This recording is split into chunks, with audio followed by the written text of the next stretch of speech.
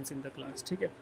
तो electric potential energy या potential and dipole, इन सभी डायपोल्स तो हमने ऑलरेडी पढ़ लिया है। We are only left with electric potential and potential energy, ठीक है। तो पोटेंशियल एनर्जी क्या होती है, आप मुझे बताओ। अच्छा, आपका माइक में भी इशू आ रहा है ना, अगर आप माइक का कुछ अरेंजमेंट कर सकते हो तो बहुत अच्छा रहेगा, आप बता पाओगे, मैं आपको डायरेक्टली पढ़ाता रहूँगा, ठीक है। तो पोटेंशियल हमने बात किया था कि अगर कोई इलेक्ट्रिक फील्ड होगा बेटा, एक इलेक्ट्रिक फील्ड है, यूनिफॉर्म इलेक्ट्रिक फील्ड ई। इस इलेक्ट्रिक फील्ड में अगर कोई चार्ज प्लेस करेंगे तो क्या वो चार्ज एक फोर्स एक्सपीरियंस करेगा? करेगा, यस। तो चार्ज का जो फोर्स होगा that is Q into E. तो force is equal to Q into E. अब ये फोर्स किस पे लग रहा है? चार्ज पे लग रहा है। यूनिफॉर्म इलेक्ट्रिक फील्ड कहाँ से स्टार्ट होता है? From a infinitely long plate, है ना, अभी पढ़ा था हमने जब फ्लक्स की बात कर रहे थे। तो इनफाइनाइटली लॉन्ग प्लेट से स्टार्ट होता है यूनिफॉर्म इलेक्ट्रिक फील्ड और इन्फिनिटी तक जाता है। And the intensity of the electric field remains constant through out, ठीक है बेटा। तो अब सुनो, ये चार्ज मैंने क्या किया, I have place this charge in the uniform electric field और इन्फिनिटी पे रख दिया मैंने इस चार्ज को, ठीक है, मैंने इसको इन्फिनिटी पे रख दिया।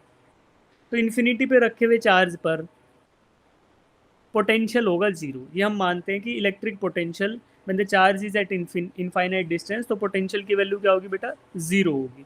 तो V infinity is equal to zero, ये हम एज्यूम करते हैं।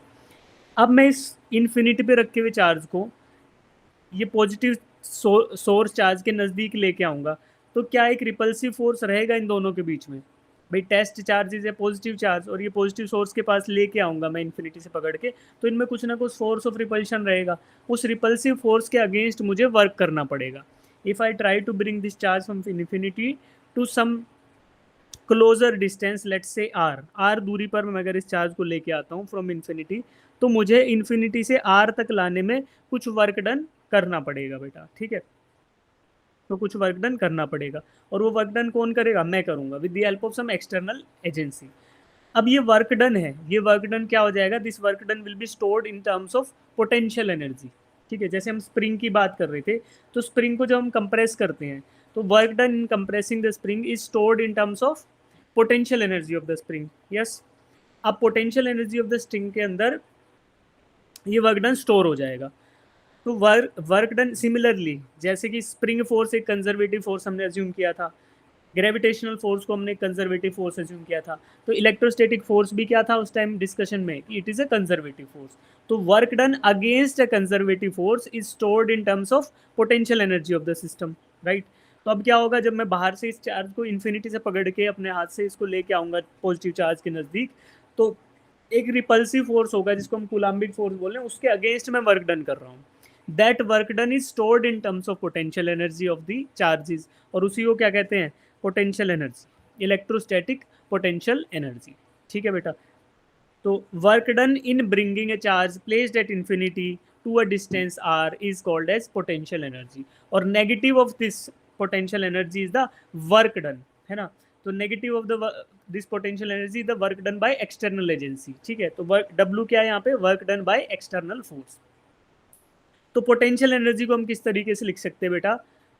पोटेंशियल एनर्जी और वर्क के टर्म्स यूनिट सेम होंगे। तो हमें पता है कि फोर्स का फॉर्मूला था 1/4πε0 Q1 Q2 upon r square, और फोर्स को मल्टीप्लाई करते हैं डिस्प्लेसमेंट से तो हमें मिल जाता है वर्क डन, ठीक है।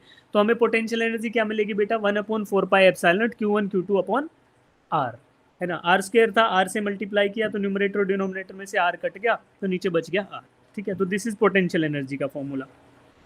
अगर मल्टीपल चार्जेस सिस्टम होगा तो it will be nothing but summation, है ना, समेशन ऑफ यू आई जे, जितने आई और जे के कम्बिनेशन होंगे उन सब का समेशन कर दो तो that will be the potential energy of the system of charges. अब इसके बाद जो दूसरी इंपॉर्टेंट चीज़ है, इलेक्ट्रोस्टैटिक पोटेंशियल क्या होता है? तो electrostatic potential is the potential energy per unit charge. तो इसको जो पोटेंशियल एनर्जी आया उसको आपने चार्ज से डिवाइड कर दो तो आपको क्या मिलेगा? Potential energy per unit charge, and that is called as electrostatic potential, और रिप्रेजेंट करते हैं वी से। इसके यूनिट क्या होंगे? वोल्ट्स, ऐसा यूनिट इज वोल्ट, ठीक है। अगर किसी पॉइंट चार्ज के लिए कैलकुलेट करो, अगर यही पोटेंशियल किसी पॉइंट चार्ज के लिए कैलकुलेट करो तो जो फॉर्मूला आता है दैट इज के क्यू बाय आर, या 1/4πε0 क्यू बाय आर।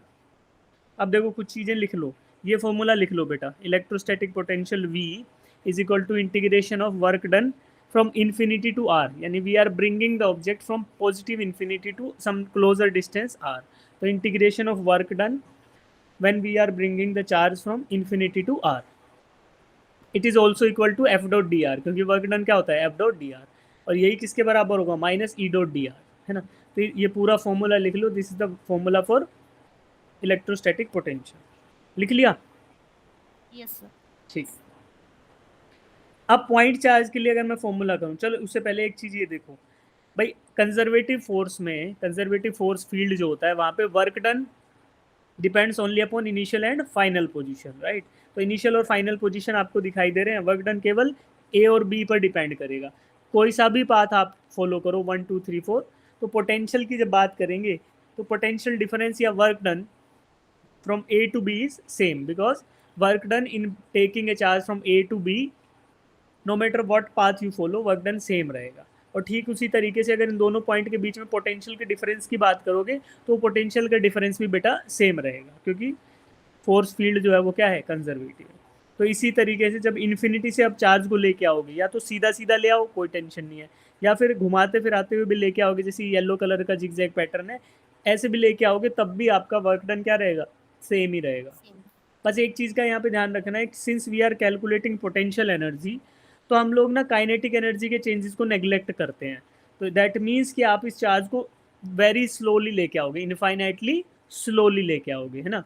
अगर आपने एक्सेलरेट किया तो सेकेंड लॉ ऑफ यूनिवर्स या सेकेंड लॉ ऑफ थर्मोडायनेमिक्स क्या बोलता है बेटा, कि एनर्जी आपकी वेस्ट होगी एक्सेलरेशन और डी एक्सेलरेशन में. ठीक है.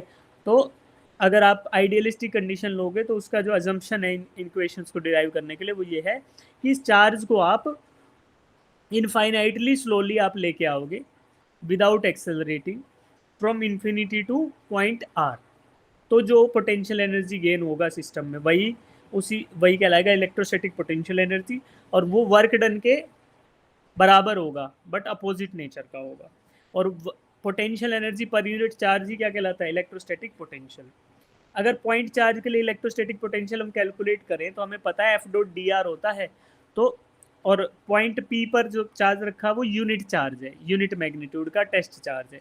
तो आपने Q1 Q2 की जगह आपने रख दिया 1, तो केवल Q बच गया, और into F dot D are था, तो एफ के अंदर नीचे आर था, ऊपर एक आ रहा है, आर से आर कट गया. तो फॉर्मूला जो बना वो बना K Q by R, V is equal to 1/4πε0 Q by R. ये किसके लिए, पॉइंट चार्ज के लिए. अगर एक सिंगल पॉइंट चार्ज है उससे आर डिस्टेंस पे आपको पोटेंशियल बताना है, तो you can use this formula to find out that value. ठीक है. तो फॉर्मूला लिखो, v इज इक्वल टू के Q by R for point charge, v is equal to के Q by R for point charge. ठीक है बेटा. सो Q1 Q2 Q3 Q4 R1 R2 R3 R4, अगर मल्टीपल चार्जेस होंगे जैसे यहाँ पे दिए हैं Q1 Q2 Q3 and Q4, और they are at a distance R1 R2 R3 and R4 from some point P, तो ये पॉइंट P पे पोटेंशियल होगा इन सभी पॉइंट चार्जेस की वजह से. Q1 की वजह से कुछ होगा, Q2 की वजह से होगा, Q3 की वजह से होगा, Q4 की वजह से होगा. तो यहाँ पे इलेक्ट्रोस्टैटिक पोटेंशियल जो होता है बेटा, that is a scalar quantity, और इन सभी की वजह से जो भी पोटेंशियल्स होंगे V1 V2 V3 V4 वो सब ऐड हो जाएंगे. You should do algebraic addition of all these potential to find out net potential at point P. तो ये फॉर्मूला आपका क्या होगा, it will be summation of q i upon r i. तो मल्टीपल पॉइंट होंगे तो इंडिविजुअल पोटेंशियल निकालो, सबको ऐड कर दो, तो then you will get electrostatic potential at point P. और अगर चार्ज डिस्ट्रीब्यूटेड होगा बेटा, जैसे डी क्यू, ये पूरा डिस्ट्रीब्यूटेड चार्ज था, जैसे एक एरिया है उस पर डिस्ट्रीब्यूटेड चार्ज है, तो क्या करोगे कि छोटा एरिया एलिमेंट लोगे और उस पर जो चार्ज होगा वो डी क्यू होगा. अब ऐसे छोटे छोटे सभी एरिया एलिमेंट्स को लेके फिर इंटीग्रेट कर दो 1/4πε0 integration D Q by R. तो आप इसको इंटीग्रेशन करोगे तो आपको potential at point P due to distributed charge मिल जाएगा. ठीक है. फिर कुछ इंपॉर्टेंट फॉर्मूलाज हैं electrostatic potential due to charge spherical conductor. तो वो स्फेरिकल कंडक्टर जो होता है that is always treated as a point charge, तो उसका फॉर्मूला सेम रहेगा जो पॉइंट चार्ज के लिए आया था 1/4πε0 क्यू बाई आर. ठीक है. The potential at any point on the sphere v is equal to 1/4πε0 Q by R. तो ये सारे फॉर्मूलाज सेम है, बट यहाँ पे क्या हो गया, रेडियस r हो गया, capital R is the radius of sphere. ठीक है. ठीक इसी तरीके से uniform volume density charge spherical होगा उसके लिए नीचे फॉर्मूलाज हैं, they are not so important. Ring का फॉर्मूला थोड़ा सा इंपॉर्टेंट रहता है, इसको आप याद कर लेना यहाँ से कि v is equal to 1/4 q by root r square plus capital R square. इसके बाद जो अगली इंपॉर्टेंट चीज़ है वो है इक्विपोटेंशियल सरफेसेस। तो इक्विपोटेंशियल सरफेसेस क्या होते हैं? दीज आर द सरफेसेस जिनके ऊपर क्या होता है, इलेक्ट्रोस्टैटिक पोटेंशियल आपका सेम रहता है। Potential on any given surface if it is same throughout then the surfaces are called as equipotential surfaces. इनकी शेप जो होती है वो डिपेंड करती है चार्ज डिस्ट्रीब्यूशन पे। तो अगर पॉइंट चार्ज है तो पॉइंट चार्ज के लिए concentric spherical surfaces are the equipotential surfaces. सीखा? समझ ना आए तो पूछ लेना बेटा। Yes sir. ये आपको ये कंसेप्ट पता है इक्विपोटेंशियल सरफेसेस का? नो सर, पर समझ आ रहा है। समझ आ रहा है, ठीक है। Equipotential surfaces around a charge cylinder. तो सिलेंडर होगा तो उसके लिए क्या होंगे? कंसेंट्रिक सिलेंडर्स होंगे जहां पर आपका पोटेंशियल सेम रहेगा। देखो एक बार चार्ज के पॉइंट चार्ज के लिए मैं आपको ड्रॉ करके बता देता हूँ। देखो बेटा फॉर्मूला कहाँ गया? पॉइंट चार्ज का फॉर्मूला कहाँ था, ये रहा, के क्यू बाय आर। तो क्या हो रहा है? Potential is inversely proportional to r. तो अगर मैं ये बात लिखूँ नीचे कहीं खाली जगह देख के, ये रही, एक पॉइंट चार्ज लिया बेटा मैंने, so this is point charge. अब इसके लिए फॉर्मूला क्या था? v इज इक्वल टू के Q by r, that means v is inversely proportional to r. तो इक्विपोटेंशियल सरफेसेस क्या होंगे कि एक गिवन रेडियस का स्फीयर, जैसे मान लो ये चार्ज था तो 3D था चार्ज, तो ऐसे सर्कुलर ज्योमेट्री ये ड्रॉ किया मैंने, तो this is called as 3 dimensional geometry ना, 3D। ये 3D है। रेडियस जैसे जैसे बढ़ेगा वैसे वैसे पोटेंशियल घटता जाएगा, है ना। तो इनर इनर जो स्फीयर है उस पर मान लो पोटेंशियल आपका 5 था, आउटर पे क्या हो जाएगा? आउटर पे मान लो 2 हो जाएगा। तो जैसे जैसे आप रेडियस बढ़ाते जाओगे इन स्फेरिकल शेल्स का, तो क्या होगा? उनका पोटेंशियल घटता जाएगा। तो पॉइंट चार्ज के लिए एक कांस्टेंट दूरी r पर अगर ड्रॉ करते हो इन एवरी डायरेक्शन, अगर if the distance is r only, तो आपको क्या मिलता है? आपको स्फीयर मिलता है बेटा, हमेशा स्फीयर मिलेगा। तो these are the equipotential surfaces और पॉइंट चार्ज। सिमिलरली अगर आप किसके लिए बात करते हो? सिलेंडर के लिए। तो सिलेंड्रिकल एलिमेंट के लिए आपका इक्विपोटेंशियल सरफेसेस कंसेंट्रिक सिलेंडर्स होंगे। अगर प्लेन शीट के लिए बात करते हैं, यूनिफॉर्मली चार्ज प्लेन शीट, तो parallel planes will be the equipotential surfaces. ठीक। इसके अलावा एक और इम्पोर्टेंट चीज़ है कि ये आपको बताई थी मैंने जब क्वेश्चंस कर रहे थे, कि electric field lines are perpendicular to an equipotential surface. Electric field lines हमेशा इक्विपोटेंशियल सरफेस के परपेंडिकुलर रहेंगी। ठीक है। तो इन बातों को ध्यान रखते हुए जो आपने नोट्स बनाए हैं वो, और इतनी ही अंडरस्टैंडिंग से we will try to solve the questions based upon electric potential. ठीक है। पोटेंशियल के ऊपर हम लोग अब क्वेश्चंस करेंगे बेटा। ठीक है। वो भी पोटेंशियल की बात करेंगे, हमारा गोज लो है। एक बार मैं आपको शेयर कर देता हूँ क्वेश्चंस। गूगल मीट हैंग हो जाता है।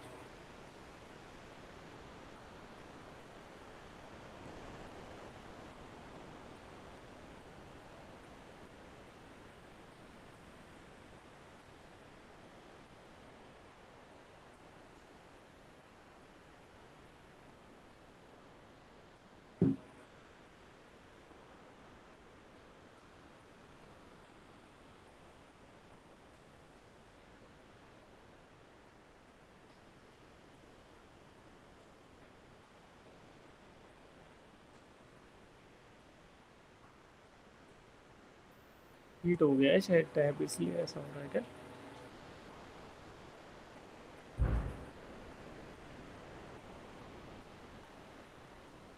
नोट ओपन द डॉक्यूमेंट, अरे यार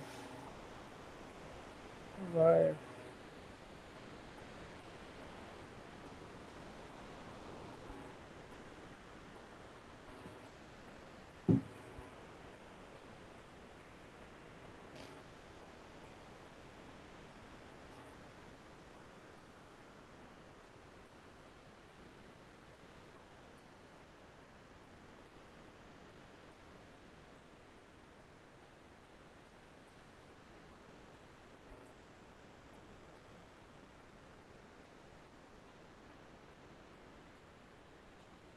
टैब हैंग हो गया शायद बेटा।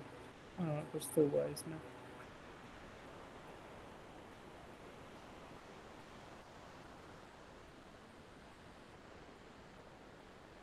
खुल गया।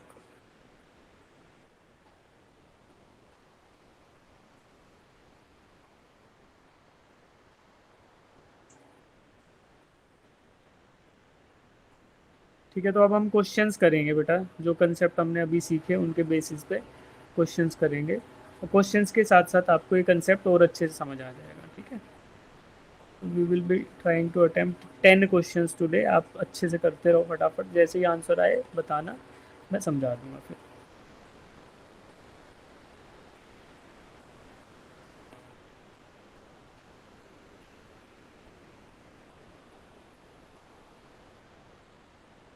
तो क्वेश्चन नंबर 1 से स्टार्ट करते हैं। Screen share start.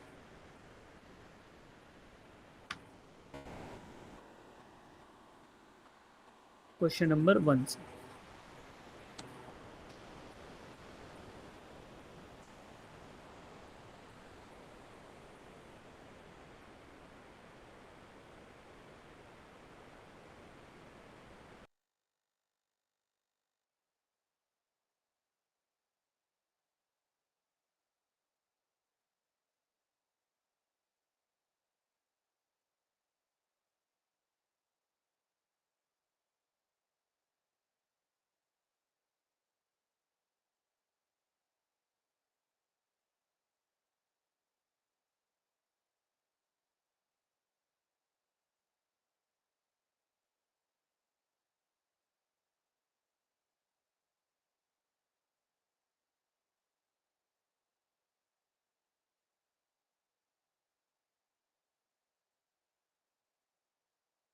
हो गया बेटा?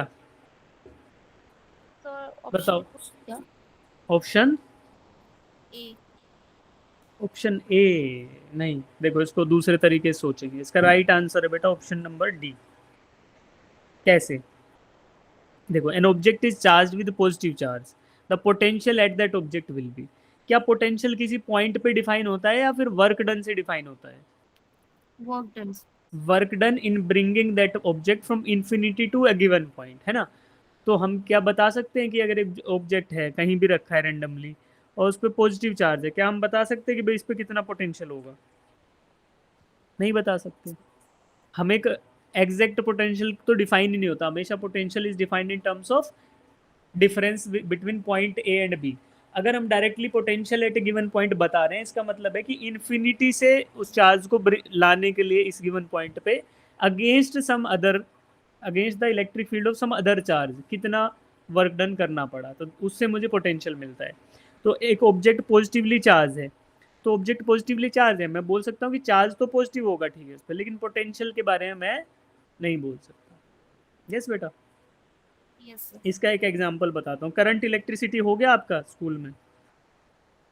Yes sir. ठीक है, एक बात बताओ, एक वायर है, इसमें वोल्टेज है आपकी 2 वोल्ट्स, और दूसरी वायर है उसमें 5 वोल्ट्स, दोनों ही पॉजिटिव है। यस। इन दोनों में पोटेंशियल डिफरेंस कितना है? 3 वोल्ट्स का, है ना? अगर मैं 5 वोल्ट के कंपैरिजन में 2 को देखूं, तो ये 2 - 3 वोल्ट्स पे नहीं है, अगर 5 को 0 माना जाए। तो यस हमेशा सर। रिलेशन में डिफाइन करते हैं बेटा। आप किसी भी चीज़ से वर्क डन अचीव कर सकते हो, आप किसी भी चीज़ से, आप हमेशा जैसे बोलते हैं ना कि हम बल्ब जलाना है, तो एक टर्मिनल को नेगेटिव पे कनेक्ट कर दो, एक को पॉजिटिव पे कर दो। तो क्या ये इसी तरीके से पॉसिबल है, या दूसरा तरीका भी हो सकता है कि एक को कम पॉजिटिव पे कनेक्ट कर दो, एक को ज़्यादा पॉजिटिव पे, जैसे कि एक को 5 वोल्ट पे कर दो और एक को 2 वोल्ट पे, तो क्या ये जल जाएगा? बिल्कुल जलेगा, क्योंकि यहाँ पे पोटेंशियल डिफरेंस की बात हो रही है। सिमिलरली आप पॉइंट चार्ज पे अगर पॉजिटिव चार्ज है, तो आप बोल नहीं सकते कि इस पे पोटेंशियल कितना है ना? आपको एक रेफरेंस पॉइंट भी चाहिएगा। तो without specifying a reference point, और even if the reference point is infinity also, तो हो सकता है कि नेगेटिव चार्ज के इलेक्ट्रिक फील्ड में आया हो, तो वर्क डन करना ही ना पड़ो, बल्कि वर्क डन आपको वापस मिल गया हो। तो यहाँ से हम बोल सकते हैं कि it can be positive, it can be negative, और इट कैन बी जीरो। ठीक है, अब क्वेश्चन नंबर 2 करेंगे बेटा। यहाँ पे फॉर्मूला हम यूज कर सकते हैं, देखो ट्राई करके।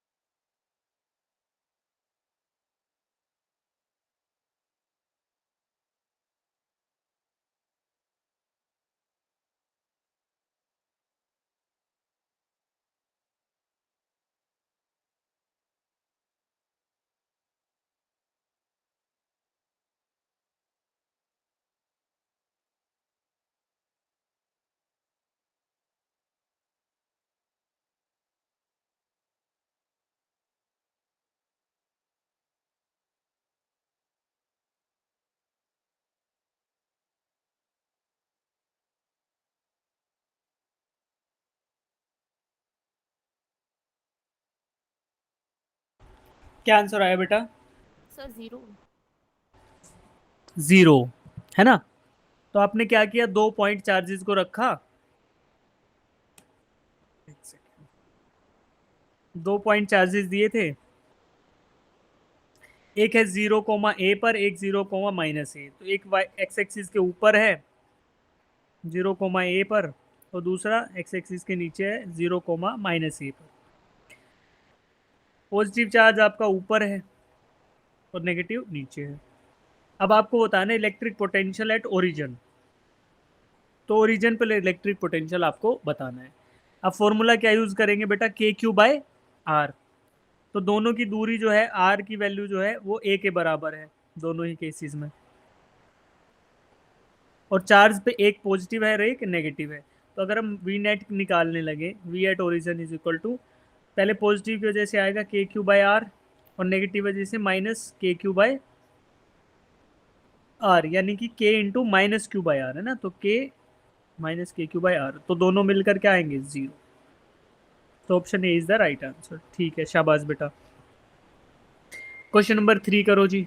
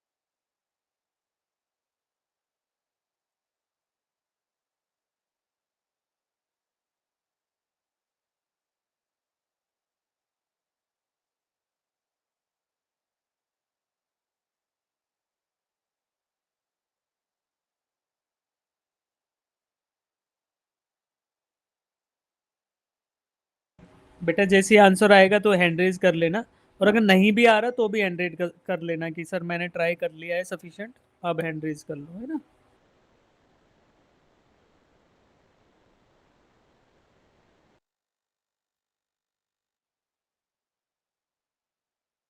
सर ऑप्शन बी आ रहा है क्या?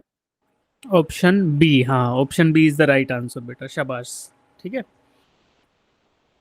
देखो, the charges of same magnitude Q are placed at 4 corners of a square of side A, the value of potential at the centre of the square will be. ठीक है, तो एक square है बेटा, उसके 4 कॉर्नर्स पर चार्जेस सिचुएटेड है। ठीक है, ये एक स्क्वायर हो गया, थोड़ा स्क्वायर से रेक्टेंगल बन गया, बट आप मान लो कि स्क्वायर है। इसके चारों कॉर्नर पर इक्वल चार्जेस सिचुएटेड है। ठीक है, और पूछा है आपको सेंटर पे आप इसके पोटेंशियल बता दो। ठीक है, तो बेटा मेरा टास्क क्या है कि मुझे ये वाली दूरी पता करनी है ना, ये ब्लू कलर से जो हाईलाइट किया। तो how can I find that बेटा, भाई अगर साइड ऑफ द स्क्वायर आपको दे रखी है ए, तो जो ये पाइथागोरस। आएगी, ये ए आएगी, ये भी, ये ए बाई टू आएगा और ये भी ए बाई टू आएगा। तो अगर मैं इस हाइपोटेन्यूज एच को निकालना चाहूँ तो h will be equals to under root of a by two whole squared plus a by two whole squared. ठीक है बेटा, इसको करते हैं तो क्या आएगा, ए बाय रूट टू, है ना, ए बाय रूट टू आ जाएगा आंसर। यही आएगा ना, a square by four, a square by four, हाँ, a by root two will be the value of H. तो H is equal to a by root two. अब ऐसा potential अगर निकालें तो के क्यू बाई आर फॉर्मूला होता है। मान लो इनको चार्ज को 1 2 3 4 में बोल दूं, तो potential due to charge one V one is equal to के क्यू बाई आर, और आर की जगह क्या लिखेंगे, ए बाई रूट टू। तो आपका क्या आएगा, रूट टू के क्यू बाय ए, एक चार्ज की वजह से। और ऐसे चार चार्ज हैं तो V one V two V three V four सारे ही पॉजिटिव है, तो सबका पोटेंशियल एड अप हो जाएगा। तो 4 टाइम्स ऑफ रूट टू के क्यू बाई ए। तो option B will be the right answer. ठीक है, शाबाश बेटा। क्वेश्चन नंबर 4 करो बेटा, क्वेश्चन नंबर 4। ठीक वैसे ही करना है, अपना बेस्ट ट्राई दो। अगर आ जाता है तो आंसर बताओ, नहीं आता है तो हैंड रेज कर लेना। ऐसे वेट मत करना, टाइम वेस्ट नहीं करेंगे हम, फटाफट क्वेश्चंस कर लेंगे। ठीक है,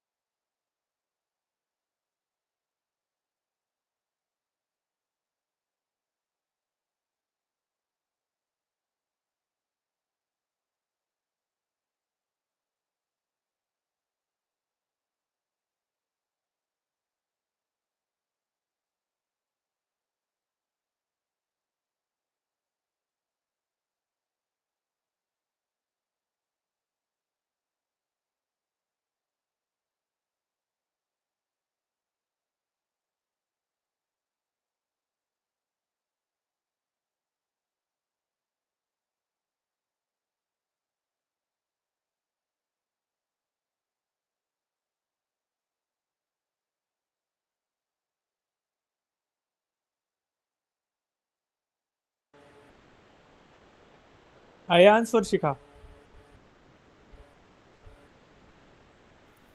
सर मेरा ऑप्शन सी आ रहा है। ऑप्शन सी आ रहा है, so option C is right answer. शाबाश। कैसे आया बताओगे एक बार, how did you solve it? Shikha बताओ।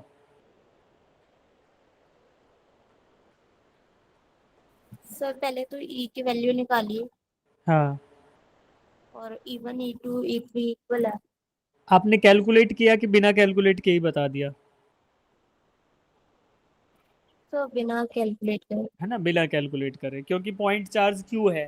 तो ई की वैल्यू अगर एक पॉइंट की वजह से जो आएगी, दूसरे की वजह से आएगी, तीसरे की वजह से आएगी, तीनों बराबर रहेंगे मैग्नीट्यूड वाइज। फिर बताओ आगे क्या किया? तो बस वी की वैल्यू पता चली थी, लाइक वो जीरो नहीं होगा। ई की वैल्यू जीरो होगी? Yes sir. कैसे होगी बताओ? ई का फॉर्मूला क्या लगाया बेटा, के क्यू अपॉन आर स्क्वायर, है ना। तो देखो जो भी फॉर्मूला लगेगा, लेकिन आपका जो ई आएगा एक इस डायरेक्शन में आएगा, एक इस डायरेक्शन में आएगा और एक इस डायरेक्शन में आएगा। तीनों का मैग्नीट्यूड बराबर, क्या ये तीनों वेक्टर एक दूसरे को कैंसिल आउट कर देंगे? यस। कर देंगे, क्योंकि सबके बीच में 120 डिग्री का एंगल है। तो और तीनों का मैग्नीट्यूड बराबर, so these vectors will cancel out each other.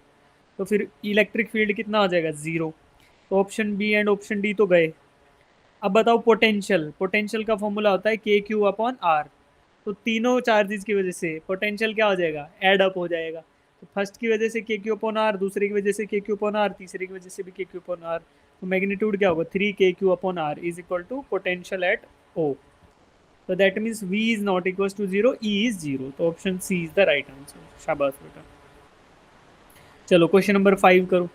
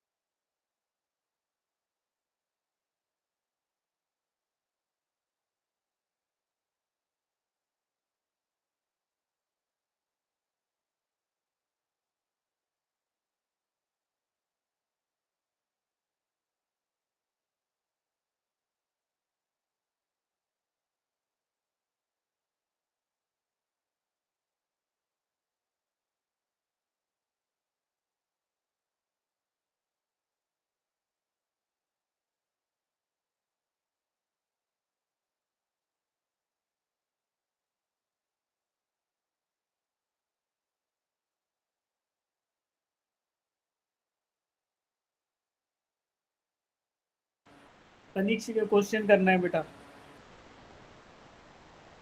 Okay.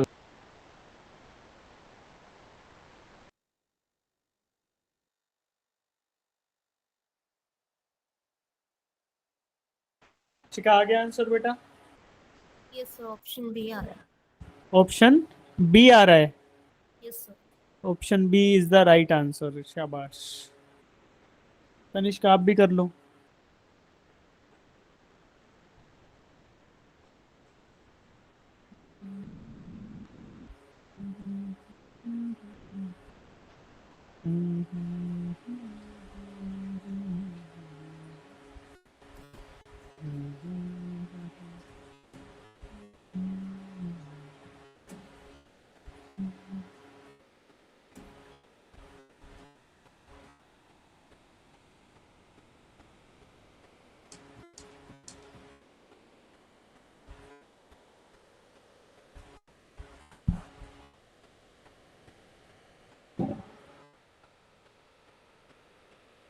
तो देखो, एन इलेक्ट्रॉन गन, किसी इलेक्ट्रॉन गन में इलेक्ट्रॉन्स क्या होते हैं? Accelerated through a potential difference of v volts.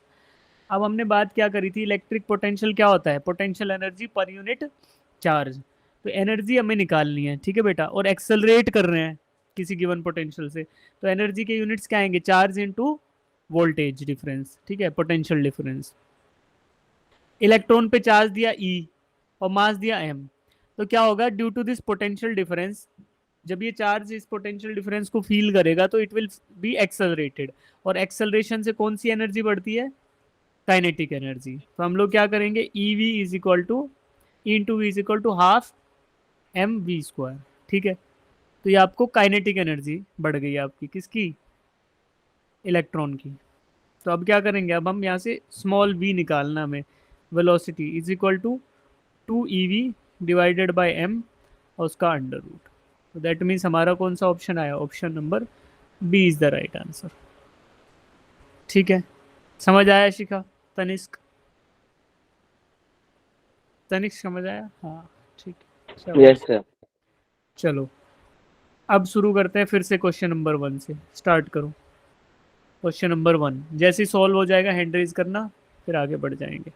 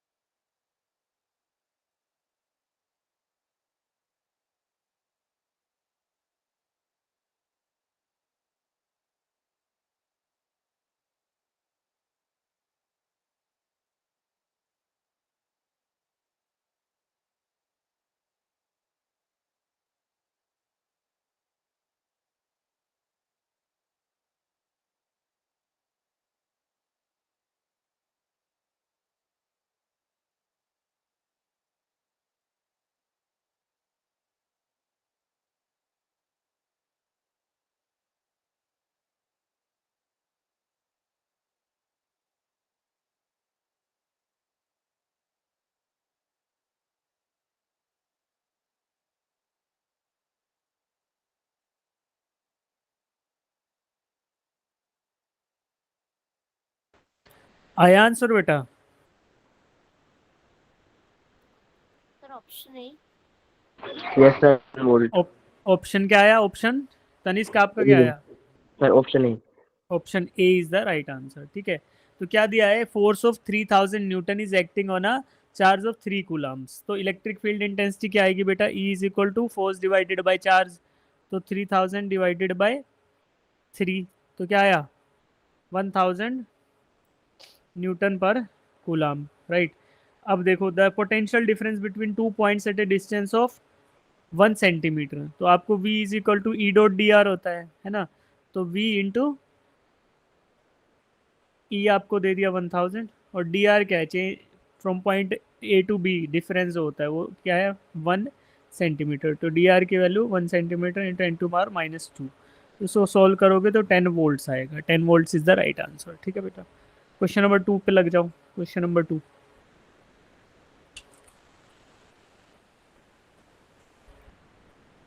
जैसे ही आएगा हैंड रेज कर लेना। We need not calculate also, अगर देखोगे तो शायद कैलकुलेशन की जरूरत नहीं पड़ेगा इसमें।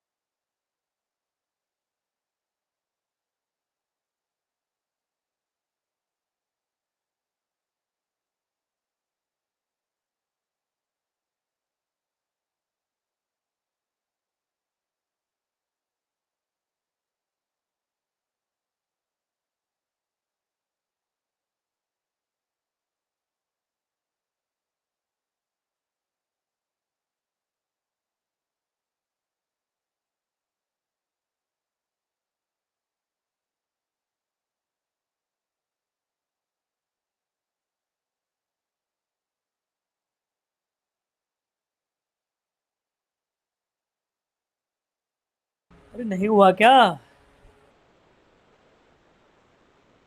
तनिष्क? नहीं हुआ क्या बेटा? No sir. No. एक बात बताओ, पॉइंट बी पर डिस्कशन करते हैं। This is the point B. Point, एक पॉइंट चार्ज की वजह से पोटेंशियल क्या होता है एट सम डिस्टेंस। अभी देखो स्क्वायर दिया है, स्क्वायर का साइड आपको दे दिया, कुछ भी दे दिया, मान लो ए ले लिया मैंने, a is the side of the square, right. अब मुझे बताओ पॉइंट बी है, उस पर पोटेंशियल दो चार्जेस की वजह से होगा, एक तो 5 माइक्रोकुलाम, एक -2 माइक्रोकुलाम, ठीक है। और फॉर्मूला क्या होता है, के क्यू बाय आर। यहाँ पे आर की वैल्यू ए के बराबर है, राइट। तो मैं अगर पोटेंशियल लिखूं एट पॉइंट बी, तो potential at point will be के इंटू क्यू, क्यू एट 5, तो ये एक चार्ज है 5 माइक्रोकुलम, के क्यू बाय आर, आर की वैल्यू ए। और इसमें ऐड क्या कर दूं, इसमें ऐड करना पड़ेगा पोटेंशियल एट दूसरा पॉइंट जो लिखा हुआ है, that is K into -2 microcoulomb divided by R, R is all a all यहाँ पे। सिमिलरली सी पर पोटेंशियल कैलकुलेट करूं, पोटेंशियल एट सी क्या आएगा, K into 5 microcoulomb divided by A, और इसमें ऐड क्या करना है, plus K into -2 microcoulomb divided by A. क्या सेम आएगा भाई दोनों, ये ए दूरी पर दो चार्जेस है ना, तो सिंपली ऐड होगा। पोटेंशियल एट सी क्या रहेगा, due to charge present at A and due Zero. To charge present at D. Similarly B पर भी पोटेंशियल क्या रहेगा, due to 5 microcoulomb and due to -2। अब देखो क्या इन दोनों पे पोटेंशियल सेम आ रहा है भाई, वैल्यू अगर लिखी जाए तो सेम आ रही है ना, potential at B and potential at C. तो पोटेंशियल डिफरेंस क्या होगा फिर, जीरो। जीरो होगा। अगर पोटेंशियल की वैल्यू दोनों ही पॉइंट पे सेम आ गई तो डिफरेंस कितना, जीरो। और फॉर्मूला क्या लगा है, के क्यू बाय आर। तो आपने एक at point B due to multiple charges, तो समेशन होगा ना, K Q by R plus K Q by R, तो दो बार लगा दिया, तो आपको ऐसे करना था, ठीक है। अब क्वेश्चन नंबर 3 करो, फिर से फॉर्मूला वही लगेगा, लेकिन 3 को करो फटाफट। पॉइंट चार्ज की वजह से पोटेंशियल के क्यू बाय आर होता है।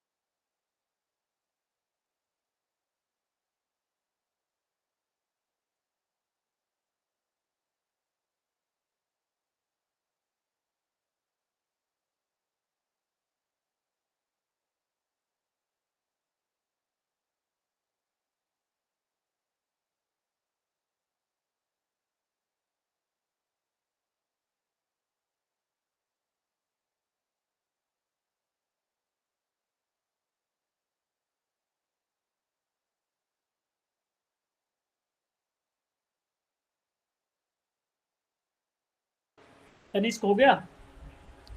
Yes, sir. शाबाश। शिखा?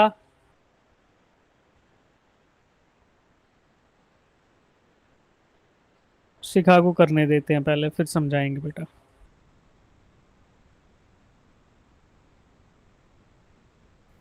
सर R1/R2 आ रहा है क्या?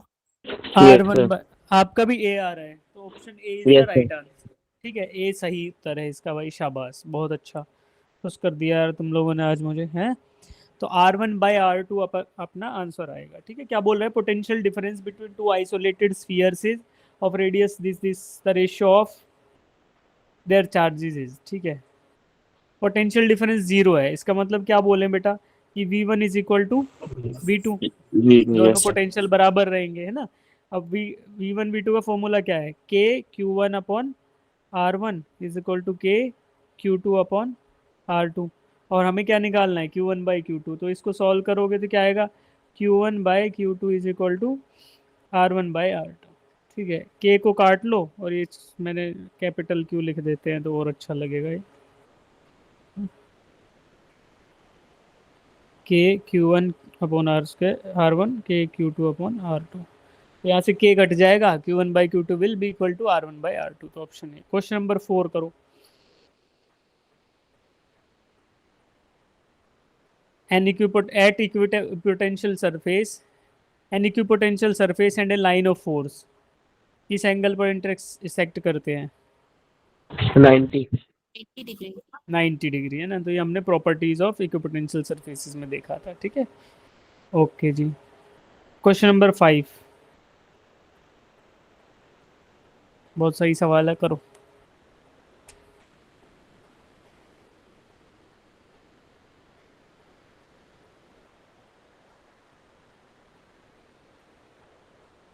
ये लास्ट क्वेश्चन है आज की क्लास का, क्वेश्चन नंबर 5। इसके बाद आपके डाउट्स होंगे तो डाउट्स लेंगे।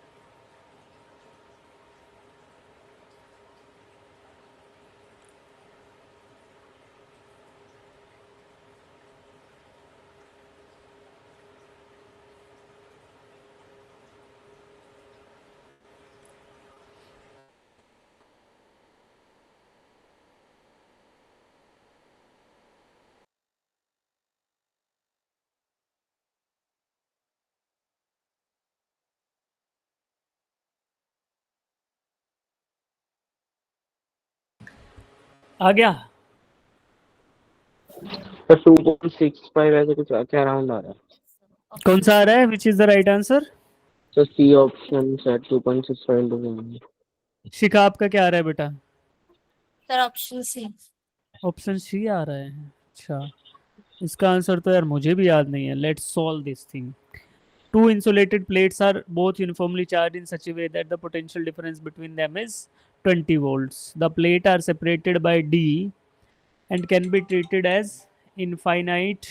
यार एक बार ये कॉल शायद important है, सॉरी एक सेकंड। हेलो,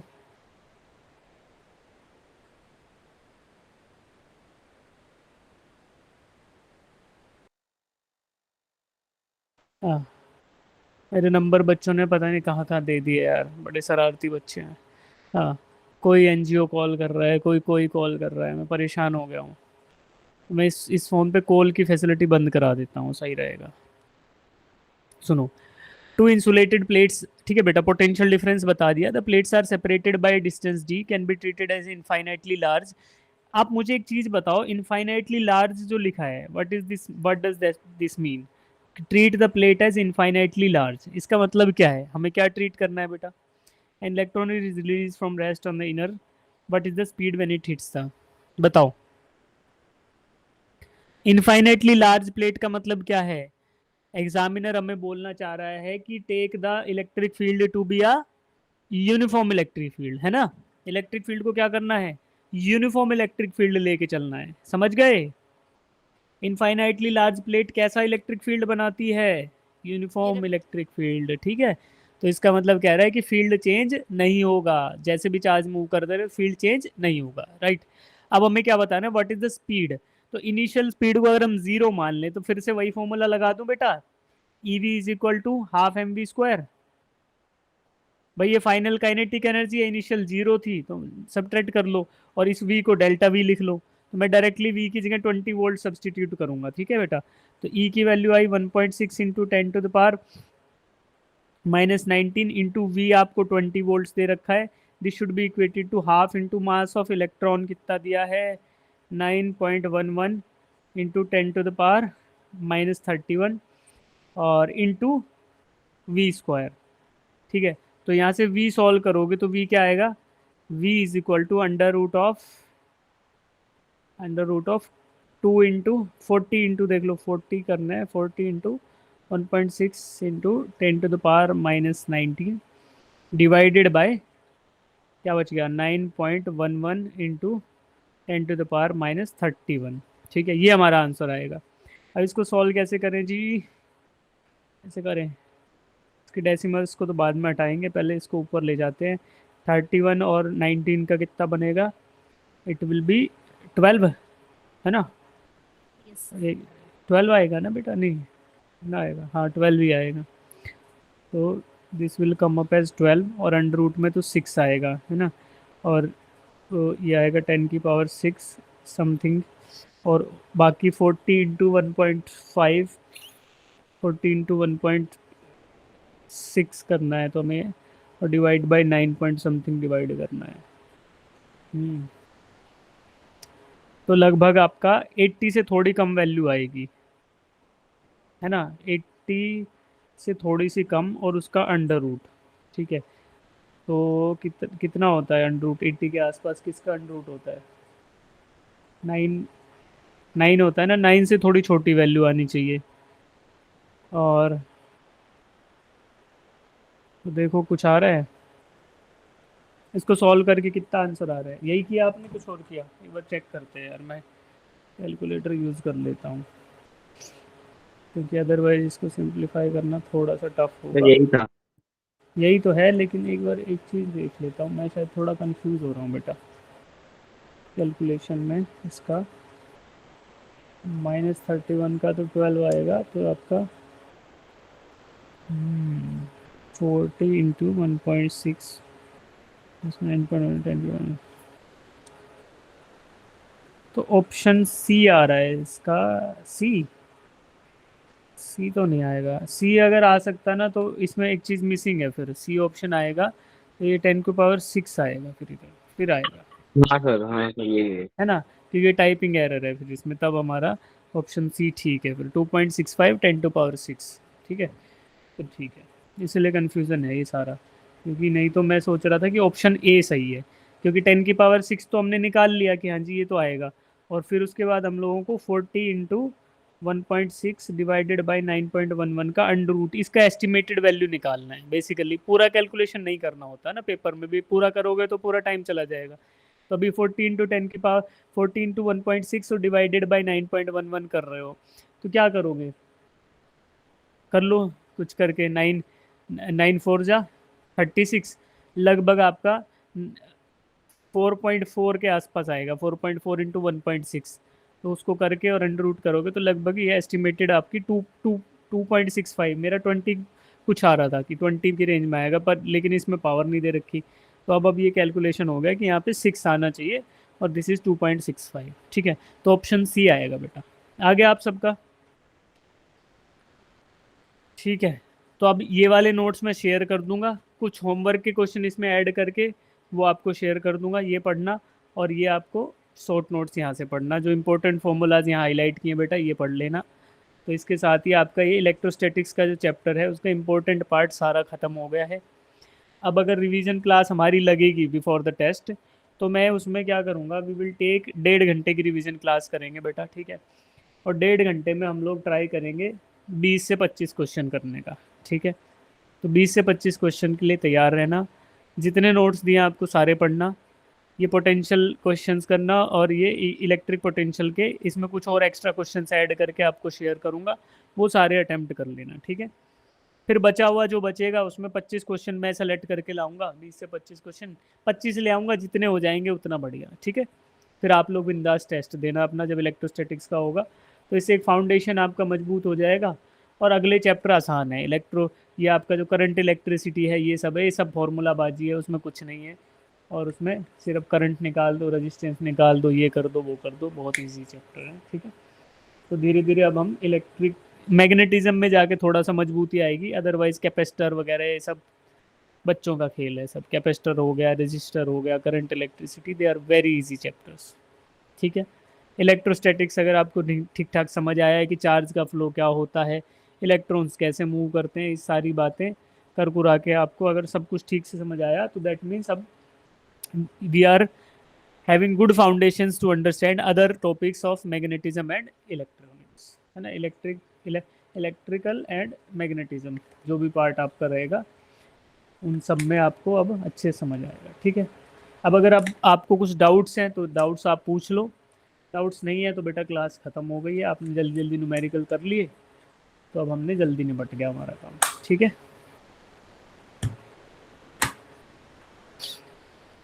सर टेस्ट दोबारा कब है? टेस्ट बेटा इस बार तो नहीं है, इस बार फिजिक्स का नहीं, अगले हफ्ते है फिजिक्स का। अगले हफ्ते शायद करंट इलेक्ट्रिसिटी तक आएगा, या फिर हो सकता है इलेक्ट्रोस्टैटिक्स ही आए, देखें बता दूंगा मैं।